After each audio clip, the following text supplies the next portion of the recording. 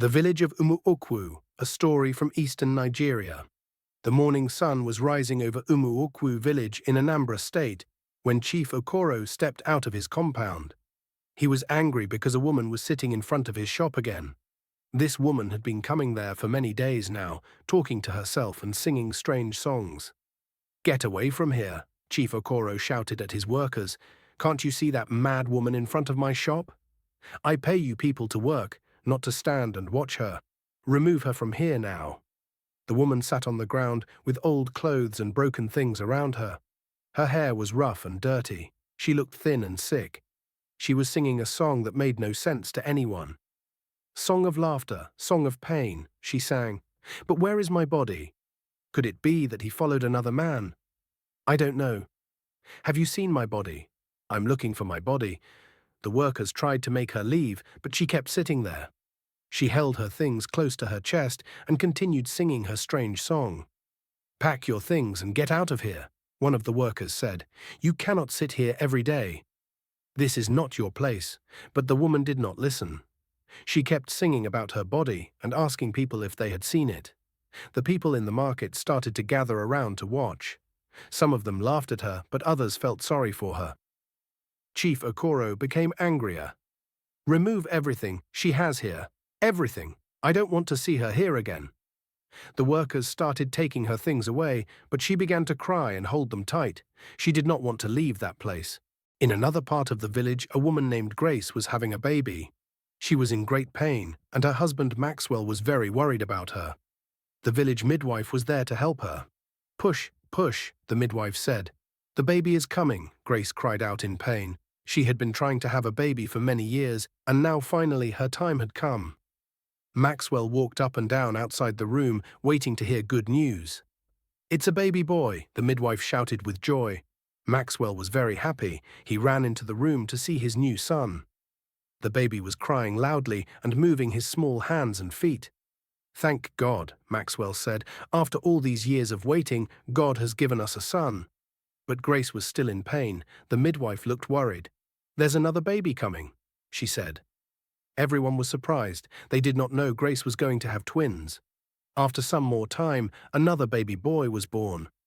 "Two sons," Maxwell said with tears in his eyes. "God has blessed us with twin boys." The whole village was happy when they heard the news. People came to congratulate Maxwell and Grace. In their culture, having twins was a special blessing from the gods. Grace held her two babies and sang to them. "You and I will live as one. You and I will live as one. All love will last forever." The twin boys grew up quickly in the village. Their names were John and James. They were good children who loved their mother and father very much. Maxwell worked hard as a farmer to take care of his family. Grace was a good mother. She cooked for her children and taught them how to behave well. She sang to them every day, especially the song she had sung when they were born. "Mama, why do you always sing that song?" John asked one day. "It's our special song," Grace said. "It means that we will always be together as a family. No matter what happens, we will live as one." The boys went to the village school and learned to read and write. They were smart children and did well in their studies. Maxwell was proud of them. But there was trouble in the family. Maxwell's brother Daniel was jealous of Maxwell's happiness. Daniel did not have children, and he did not have as much land as Maxwell. This made him angry and bitter. Daniel often came to their house and asked for things. Grace tried to be kind to him, but sometimes she had to say no when he asked for too much. "Grace, can you give me some money?" Daniel would ask. "We don't have extra money right now," Grace would say. "Maxwell needs it for the farm and the children." This made Daniel very angry. He thought Grace was stopping Maxwell from helping him. One day, Maxwell went to his farm upstream from the village. When he got there, he could not believe what he saw. All his crops were dead. The yam plants, the cassava, the corn, everything was dried up and withered. "What happened to my farm?" Maxwell cried. "All my hard work is gone." He walked around the farm, looking at the dead plants. His heart was heavy with sadness. This farm is the only thing that fed his family. Now everything was destroyed. As he stood there feeling sad, a hot wind suddenly blew past him. The wind was very hot, like fire. Right away, Maxwell felt a burning pain in his private parts. He looked down and saw that they were starting to swell up. Ah! Something is wrong with me, he cried. The pain was terrible. His knee became bigger and hotter. He could hardly walk back to the village. When he got home, Grace saw that something was very wrong. Maxwell, what happened to you? She asked. Something terrible has happened, Maxwell said. All my crops are dead, and now I'm sick. Look at me, I'm in great pain. Grace looked at her husband and was very worried. His condition was getting worse every hour. Maxwell went to see the village medicine man. The old man looked at him and shook his head. This is not a natural sickness, the medicine man said. Someone has used bad medicine against you. If it's not a person who is doing this to you, then it must be the spirits. What can we do? Maxwell asked. They entered inside. We must consult the gods, the medicine man said. You need to bring a white he-goat, a bottle of palm oil, and 3 pieces of alligator pepper. Then we can find out who is doing this to you. Maxwell was confused and frightened. Who would want to harm him and his family? Daniel had been planning to hurt Grace for a long time. He was jealous of Maxwell's good life and blamed Grace for all his problems. He thought that if Grace was not there, Maxwell would share everything with him. Daniel went to see Amore, the village priest who spoke to the gods. Amore was known to be very powerful, but some people said he sometimes used his power for bad things if someone paid him enough. Amore, I need your help, Daniel said. My brother's wife Grace is causing me too much trouble. She won't let me enjoy any of my brother's wealth. Every time I ask Maxwell for something, she makes sure I don't get it. Even the land that our late father left for both of us, she says I should not farm on it anymore. Amore listened to Daniel carefully. He knew this was a dangerous request. What do you want me to do? Amore asked. I want to get rid of her, Daniel said. I want you to help me frame her for something serious, maybe theft or adultery. Then when she's brought to your shrine to swear an oath, you can kill her with your spiritual power. Amore thought about this. He knew it was wrong, but Daniel promised him a lot of money. There is a way to handle this problem, Amore finally said, but it must look natural. We will make people think she's guilty of adultery. In our custom, when a woman is accused of adultery, she must drink from the sacred pot to prove her innocence. If she's guilty, the gods will punish her. If she's innocent, nothing will happen to her. But she's innocent, Daniel said. How will the gods punish an innocent person? Amore smiled in an evil way. Leave that to me. I have ways to make the gods angry with her. A few days later, Daniel started spreading lies about Grace in the village. He told people that he had seen her with another man when Maxwell was away at the farm. I saw Grace with my own eyes. Daniel lied to the village elders. She was with Ikenna, the palm wine tapper, behind the market. They were doing bad things together. The village elders were shocked. Grace was known as a good woman who loved her husband very much. But Daniel was Maxwell's brother, so they thought he must be telling the truth. The news spread quickly through the village. People began to talk about Grace and point at her when she walked by. Some people believed the story, but others did not. I don't believe Daniel, said Mama Ngozi, an old woman who had known Grace for many years. Grace is a good woman. She would never do such a thing. But other people said, why would Daniel lie about his own brother's wife? He must have seen something. Maxwell heard the rumors and was very confused. He loved his wife and trusted her completely, but people were saying terrible things about her. Grace, people are saying bad things about you, Maxwell said to his wife one evening. Daniel says he saw you with another man. Grace was shocked and hurt. Maxwell, you know me. I have never been unfaithful to you. I love only you. Daniel is lying because he's jealous of our happiness. Maxwell believed his wife, but the pressure from the village was very strong. The elders came to his house and said Grace must prove her innocence by drinking from the sacred pot at Amore's shrine. The day came for Grace to prove her innocence. The whole village gathered at Amore's shrine. It was a scary place with many carved statues of gods and ancestors. There were bones and feathers hanging from the trees, and the smell of incense was very strong. Amore stood in front of the shrine, wearing his special clothes and beads. He had painted his face with white and red chalk. He looked very powerful and frightening. Grace, daughter of this land, Amore said in a loud voice, you have been accused of adultery. Our ancestors and the protectors of this land are watching. When a woman brings shame to her family and community, the gods are angry. Grace stood before the shrine with Maxwell beside her. Her twin sons, John and James, were too young to understand what was happening, but they could see that their mother was afraid. Amore continued, "Our gods are fair. If Grace is guilty as accused, they will show their anger. If she is innocent, may her womb be blessed with more children. Grace, you must now drink from this sacred pot." He handed Grace a clay pot filled with a dark liquid. Grace knew that this was her only chance to prove her innocence. She took the pot with shaking hands. "I swear by the gods of our fathers," Grace said, "I have never been unfaithful to my husband Maxwell. I have never done the things Daniel says I did." She drank from the pot. The liquid was bitter and made her feel sick right away. But she drank all of it to show that she was not afraid of the gods' judgment. At first, nothing happened. Grace stood there waiting, and so did everyone else. Then suddenly, she began to feel very strange. Her head started spinning, and she could not think clearly. "What's happening to me?" she asked, but her words came out wrong. She began to speak in a confused way, like someone who was losing her mind. The people watching were shocked. They thought the gods were punishing Grace for being guilty of adultery. But what they did not know was that Amore had put something bad in the drink. He had mixed herbs that would make Grace go mad. This was his plan to get rid of her without anyone knowing he was responsible. Within a few hours, Grace was completely mad. She did not recognize her husband or her children. She talked to herself and sang strange songs.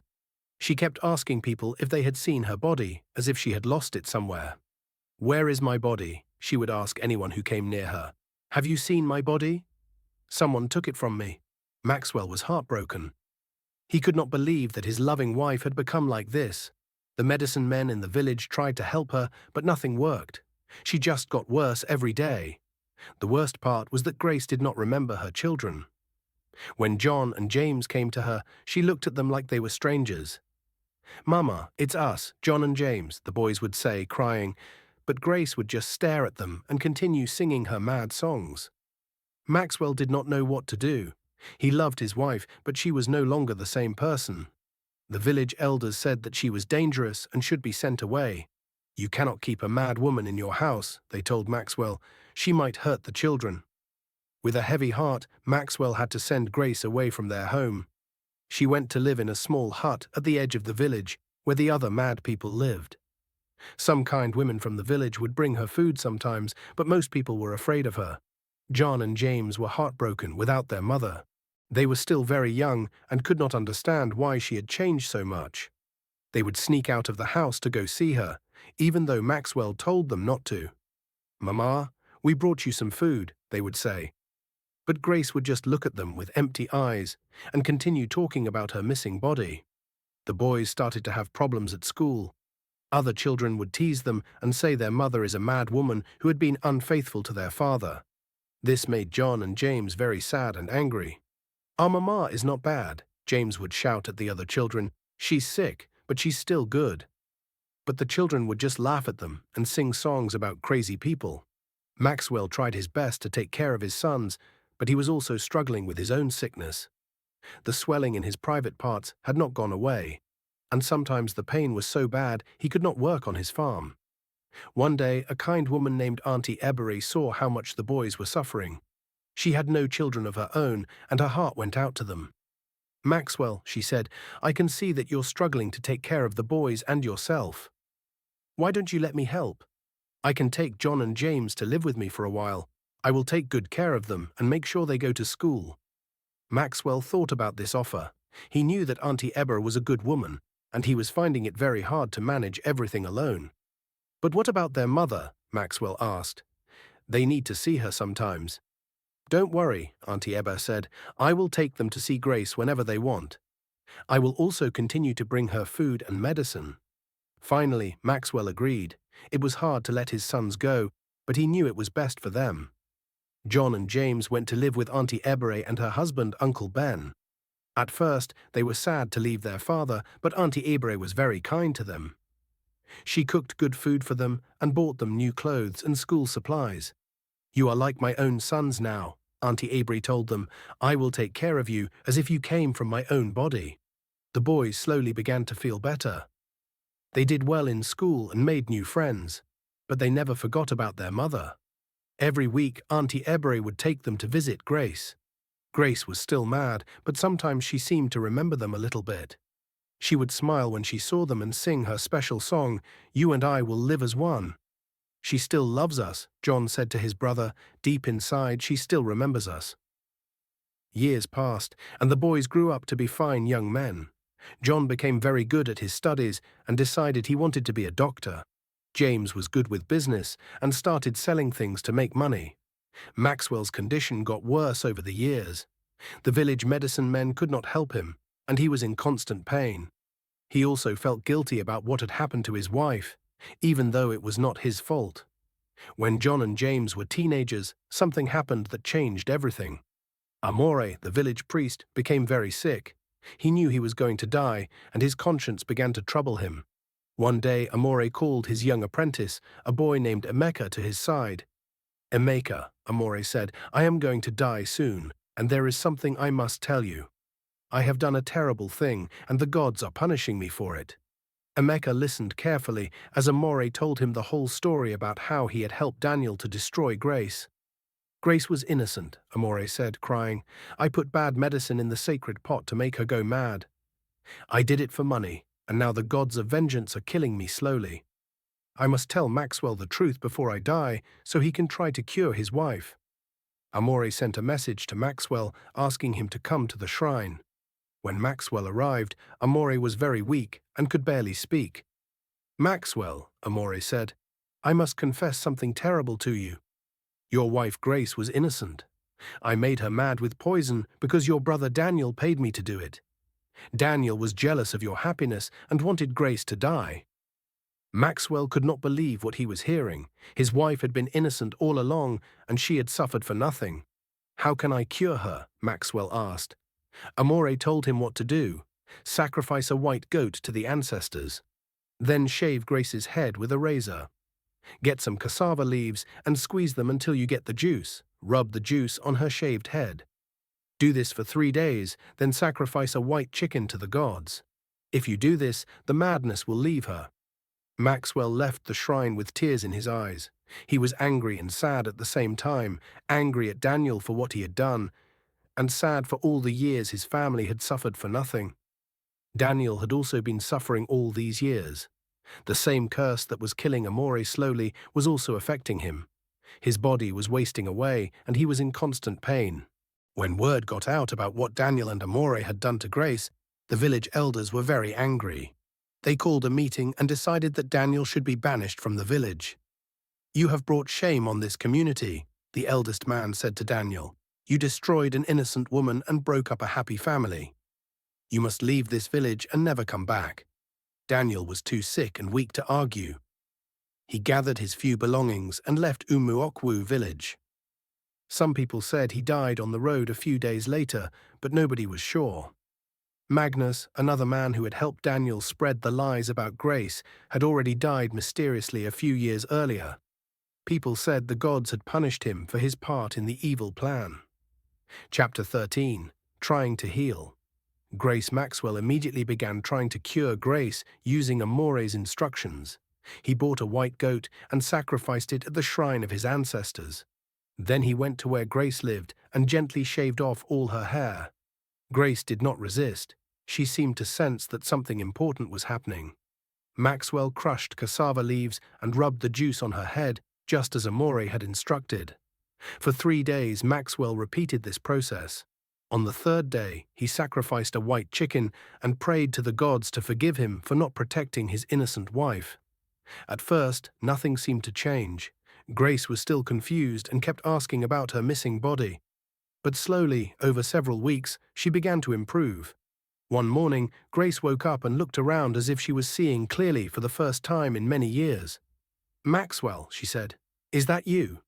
Where are my children? Where are John and James?" Maxwell was so happy he could barely speak. "Grace, you're back. You remember us." Grace was confused about what had happened to her. She remembered bits and pieces, but many years were like a dream to her. "How long have I been sick?" she asked. "Many years," Maxwell said sadly. Our sons have grown up. They're almost men now. When John and James heard that their mother was getting better, they ran to see her immediately. They were now young adults. John was studying to be a doctor, and James had started his own business. "Mama," they called out when they saw her. Grace looked at these tall young men and could hardly believe they were her little boys. "John, James, you've grown so much," she said, hugging them tight. "I remember you as small children." The boys were crying with joy. They had waited so many years for this moment. "Mama, we never stopped believing you would get better," John said. "We visited you every week, even when you didn't recognize us." Grace felt terrible when she learned how much her family had suffered because of her madness. She also learned the truth about what Daniel had done to her. "I was innocent with tears of joy," she said. "I never did the things Daniel said I did. But I had to suffer anyway." Maxwell held his wife close. "I always believed you were innocent. I should have protected you better." Auntie Abere was also very happy when she heard that Grace was better. She had taken care of John and James for many years and loved them like her own sons. "Your real mother is well now," she told the boys. "You can go back to live with her and your father. But you will always be my sons too, and you can visit me anytime." The family worked hard to rebuild their life together. Maxwell's farm had been neglected for years, but with help from his sons, he started growing crops again. His physical sickness also began to improve once Grace was healed. Grace had to learn many things all over again. She had missed so many years of her sons' lives. John was now a medical student, and James had become a successful businessman. They were kind and patient with their mother, helping her understand all the changes that had happened. "Tell me about your lives," Grace would ask them. "I want to know everything I missed." The boys would spend hours talking to their mother, sharing stories about their childhood, their school days, and their dreams for the future. Grace also had to deal with the guilt of not being there for her family during their hardest times. Sometimes she would cry when she thought about all the lost years. "Mama, it wasn't your fault," James would tell her. "You were sick because of the evil things Daniel did. We don't blame you for anything." John, who was studying medicine, was particularly interested in understanding what had happened to his mother. "The poison that Amore gave you affected your mind," he explained to Grace. "It made you forget who you were and who we were. But your love for us was still there, deep inside. That's why you kept singing our special song, even when you were very sick." As the months passed, Maxwell disappeared from the house. Grace got stronger and stronger. Her memory came back gradually, and she began to act more like the woman she had been before her illness. She started cooking for her family again, and her food tasted just as good as it had years before. She also began to take care of the house and make it comfortable for everyone. But Grace had changed in some ways. The years of suffering had made her more understanding of other people's pain. When she saw other people in the village who were struggling, she would help them. She became especially caring toward other women who were having problems with their husbands or families. "I know what it's like to be accused of something you didn't do," she would tell them. "I know what it's like to lose everything and feel like nobody believes you." Grace also forgave Daniel, even though he had caused her so much pain. "He was a troubled man who let jealousy destroy his heart," she said to Maxwell. "I feel sorry for him. His punishment was worse than mine because he had to live with the guilt of what he did." John worked very hard in his studies and finally became a doctor.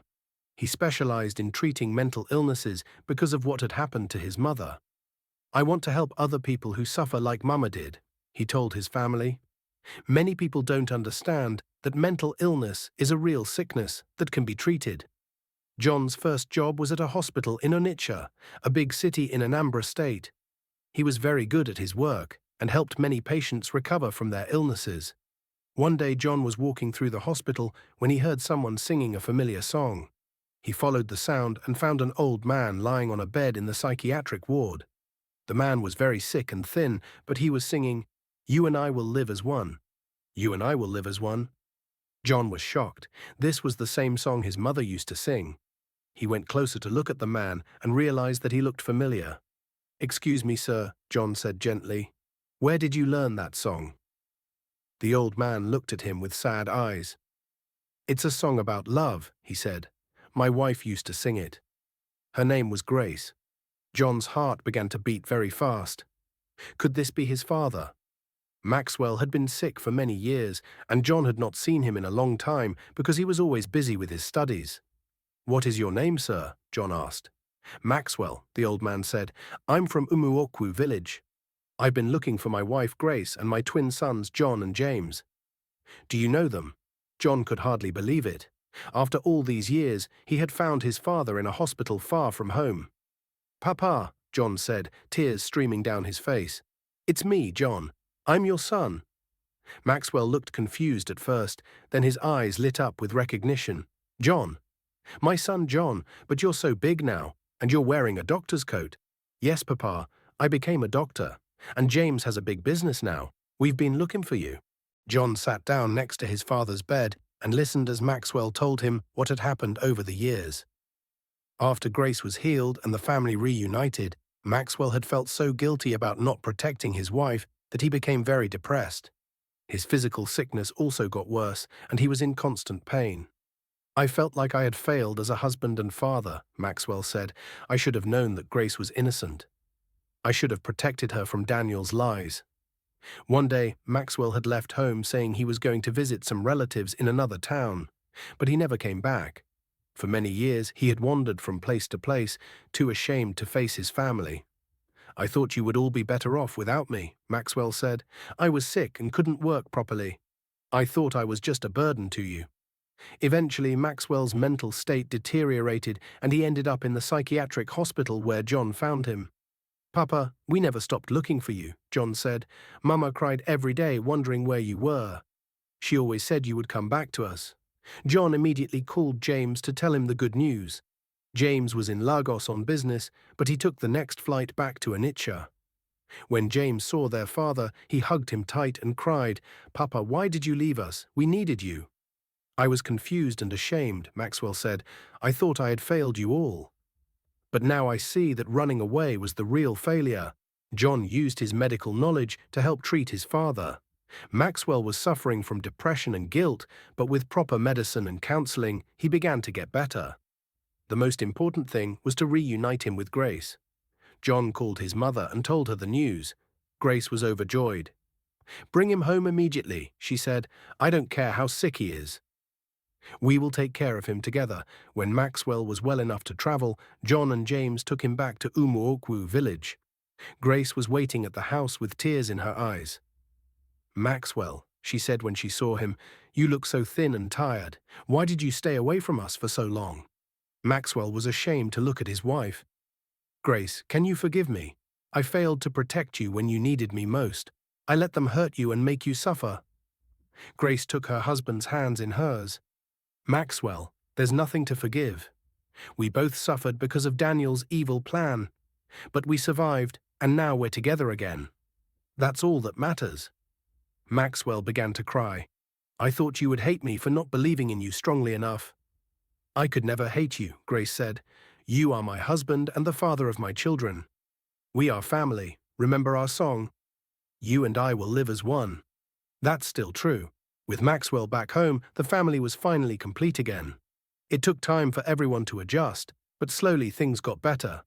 Maxwell's health improved with Grace's cooking and care. His depression lifted as he realized how much his family loved and needed him. John continued working as a doctor and became well known for his skill in treating mental illnesses. He often told other doctors about his mother's case and how important it was to look for the real causes of mental problems. James's supermarket business grew bigger and bigger. He started employing people from their village and helped improve the local economy. He also used his money to help other families who were struggling. Grace became a respected woman in the village. People came to her for advice when they had family problems. She was known for her wisdom and her forgiving heart. The family built a bigger house where they all lived together. John would come home from the hospital every evening, and James would return from his business trips. They would sit together and eat Grace's cooking while sharing stories about their day.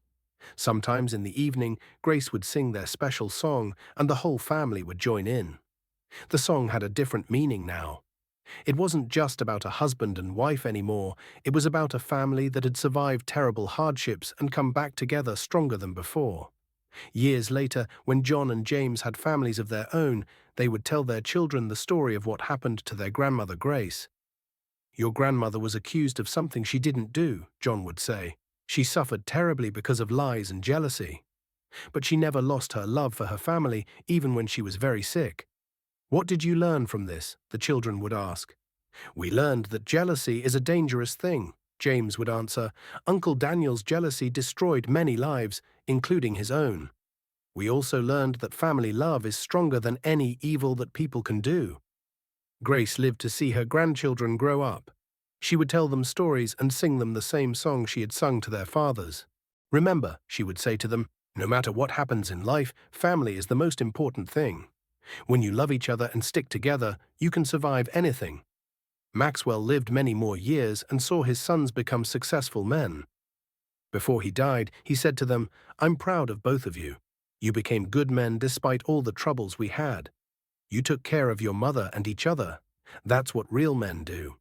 The village of Umuokwu learned important lessons from this story too. People became more careful about believing rumors and gossip. They also learned that mental illness was a real sickness that needed treatment, not something to be ashamed of. Amore's shrine was eventually abandoned because people lost trust in him. A new, younger priest took over who promised to use his spiritual powers only for good purposes. The story of Grace and her family became a legend in the village, passed down from generation to generation. It reminded people that truth always comes out in the end, that love is stronger than hate, and that forgiveness is more powerful than revenge. And sometimes, when the wind blew through the village in the evening, people would hear a faint song carried on the breeze. You and I will live as one, all love will last forever, you and I will live as one. It was Grace's song, reminding everyone that no matter what troubles come, family love endures forever. Here is the end of the story. Thanks for watching. Please subscribe to this channel for more content like this. Make sure you drop your comment and share your thoughts with us.